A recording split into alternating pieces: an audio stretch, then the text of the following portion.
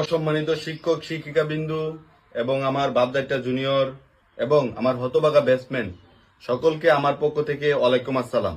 উপস্থিত সবাইকে ধন্যবাদ না জানিয়ে আমার এই আজকের ঐতিহাসিক বক্তব্য শুরু করছি। কেননা ধন্যবাদ দিলে সবাই মনে করবে আমি সিরিয়াস। হুট করে 10টা বছর চলে গেল, এই 10টা বছর মন দিতে পারিনি লেখাপড়ায়, মন দিয়েছি কুদ্দুসের মেয়েকে।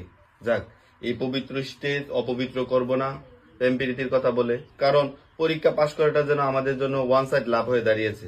আমরা 2025-20 শুধু আমরা পরীক্ষা দিচ্ছি না, পরীক্ষা উল্টা আমাদেরকে দিচ্ছে। এই দীর্ঘ 10 বছর শিক্ষক শিক্ষিকারা আমাদের উপর অনেক অত্যাচার করেছে, জুলুম করেছে। এই মহান দায়িত্বগুলো আমরা এখন আমাদের জুনিয়রদের হাতে তুলে দিতে চাই। তোমরা নিবে না? আমার জুনিয়র ভাই বোনেরা, তোমরা সবাই জানো যে আমাদের স্কুলে স্যার ম্যামরা কিপটা আমাদেরকে পরীক্ষার খাতায় ছোট ছোট ডিম দিত।